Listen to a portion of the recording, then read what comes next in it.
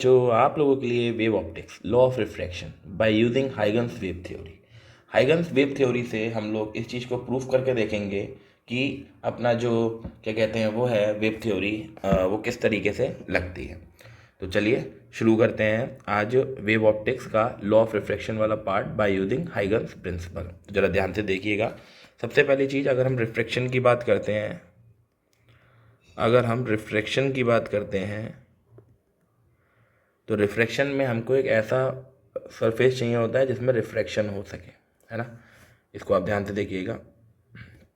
इसमें ऊपर है रेयरर मीडियम, नीचे है डेंसर मीडियम, ठीक है जी। रेयरर मीडियम का रिफ्रैक्टिव इंडेक्स हमने कितना मान लिया n1 और डेंसर मीडियम का रिफ्रैक्टिव इंडेक्स कितना मान लिया n2। जाहिर सी बात है, रेयरर में स्पीड ऑफ लाइट चेंज होगी तो विच इज़ v1 एंड इधर जो स्पीड ऑफ लाइट होगी विच इज़ v2। कोई दिक्कत की बात नहीं है। अब मेरा ध्यान से देखिएगा किस तरीके से इसका रे डायग्राम बनता है, और ध्यान से देखिएगा। मैं इधर बनाता हूँ रे डायग्राम। सबसे पहली चीज़, यहाँ से एक रे आई, ठीक है जी, और यहाँ से एक रे आई। ये दो रे मैंने पैरेलल डाली है, ठीक है जी। दो रे, एक का नाम दे दिया मैंने ए और एक का नाम दे दिया मैंने बी। जाहिर सी बात है, रिफ्रैक्शन होगा तो लाइट जो है वो बेंड होगी टुवर्ड्स नॉर्मल, तो पहले नॉर्मल डालना पड़ेगा। तो विच इज़ नॉर्मल, एक नॉर्मल ये है, एक नॉर्मल ये है। एक को नाम दे दिया हमने एन और एक को नाम दे दिया हमने एम। कोई दिक्कत की बात नहीं है।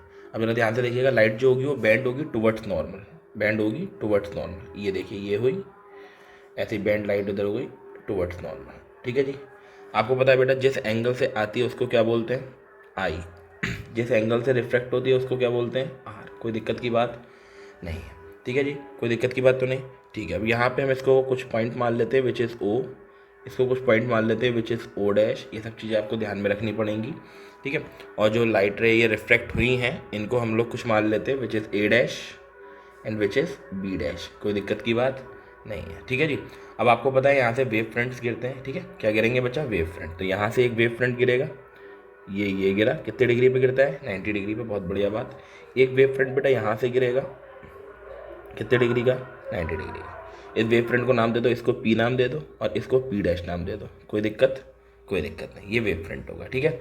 आपको पता है बच्चा, वेलोसिटी चेंज रहेंगी इसके अंदर, वेरी गुड। लेकिन टाइम जो होगा टाइम इक्वल रहेगा, यानी कि जो t1 है वो हमारा t2 के बराबर रहेगा। ये चीज़ आपको ध्यान में रखनी है, ठीक है। टाइम दोनों का है जो इक्वल रहेगा, मतलब जो पी ओ डैश में और ओ पी डैश में जो टाइम का लैग होगा वो दोनों बराबर होंगे। ऐसा क्यों होगा, इसका कारण भी समझ सकते हो आप लोग। एक्चुअल में अगर इधर स्पीड ऑफ लाइट ज़्यादा है तो यहाँ डिस्टेंस ज़्यादा है। अगर यहाँ स्पीड ऑफ लाइट थोड़ी कम हो रही है, क्योंकि डेंसर मीडियम है ना, तो स्पीड ऑफ लाइट कम होगी, तो स्पीड ऑफ लाइट कम हो रही है तो उसका डिस्टेंस भी कम हो रहा है। दैट्स वाई दोनों का जो टाइम लैकिंग है वो ऑलमोस्ट कैसा रहेगा बच्चा जी, सेम। तो ये चीज़ आपको ध्यान में रखनी है। अब इसको कुछ नहीं, इसको आराम से आप प्रूफ कर सकते हैं, बट आई और आर निकाल लेते हैं। चलो देखिएगा किस तरीके से आई और आर निकाला जाता है, ठीक है। मैं इसको बड़ा करके इसलिए समझा रहा हूँ ताकि आपको क्लियर हो जाए, ठीक है जी। तो जरा देखिएगा, सबसे पहली चीज़ हमको पता होता है बहुत अच्छे से, ये वेव फ्रंट 90, तो ये वाला जो एंगल बचेगा वो कितना होगा, 90। तो ये वाला जो एंगल बचा विच इज़ 90 माइनस कितना, आई। बहुत बढ़िया बात। आपको पता है ये नॉर्मल है, नॉर्मल है तो ये वाला एंगल भी कितने डिग्री का होगा, 90। तो 90 में से ये अगर आप माइनस करोगे विच इज़ 90 माइनस 90 प्लस का आई। 90 से 90 कट गया तो ये एंगल कितना बचा, एंगल आई, ठीक है ना। ऐसी सिमिलरली आपका बेटा जो ये वाला एंगल बचेगा विच इज़ आर। ये आपको ध्यान रखना है, ठीक है। चलिए अब शुरू करते हैं आगे। सबसे पहले हम लोग लेते हैं साइन आई। क्या लेते हैं बच्चा, साइन आई। तो जैसे ही बेटा आप साइन आई लोगे तो आप एक चीज़ नोटिस करोगे, परपेंडिकुलर अपॉन कितना, hypotenuse. Very good, perpendicular upon कितना, हाइपोटेन्यूज। अगर आप परपेंडिकुलर को देखोगे तो ये जो है 90 है, ये एंगल ए हम आई हमारा आई के सामने वाला which is P O dash. क्या हो जाएगा बच्चा, P O dash. And upon hypotenuse अगर आप देखोगे तो which is O O dash, O O dash. Equation कौन सी हो गई, वन। ऐसी बच्चा यहाँ पर आप साइन आर ले लो।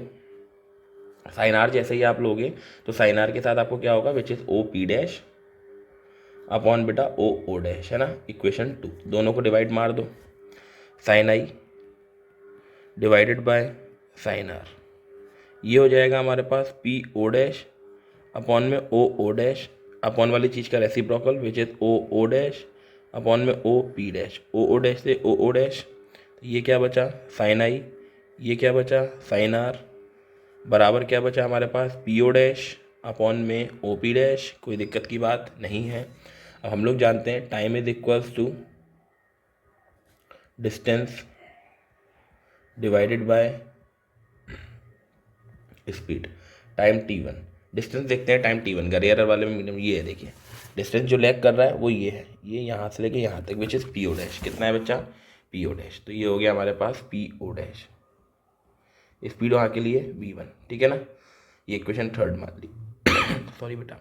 एंड t2 के लिए अगर आप देखेंगे तो which is O P dash है ना, which is O P dash upon में स्पीड कितनी v2, इक्वेशन कौन सी 4, टाइम दोनों बराबर हैं तो विच इज हम इसको मान सकते हैं t1 is equals to t2 which is P O dash upon v1 is equals to O P dash upon v2।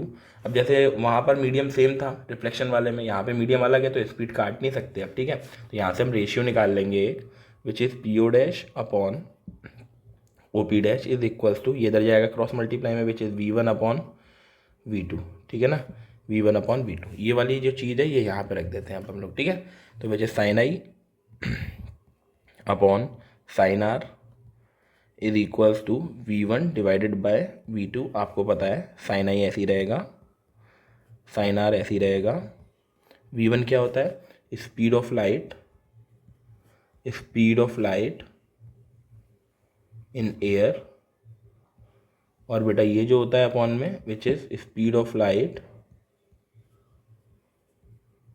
In medium, in medium, तो आपको पता है ये रिफ्रैक्टिव इंडेक्स होता है विच इज़ n, ये पूरा जो बना ये क्या बन गया n, तो which is n is equals to refractive index है ना, n is equals to sine I upon sine R, और यही हमारा लॉ होता है which is law of refraction है ना, लॉ ऑफ रिफ्रैक्शन।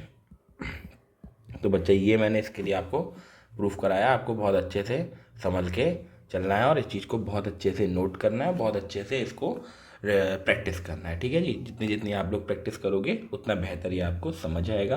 प्लीज़ बच्चों रिक्वेस्ट है मेरी, आप लोग वीडियो को शेयर ज़रूर कीजिएगा और वीडियो ज़रूर पूरी देखा करो ताकि आपका जो कॉन्फिडेंस लेवल है इन चीज़ों के वो ऊपर हो जाए, ठीक है।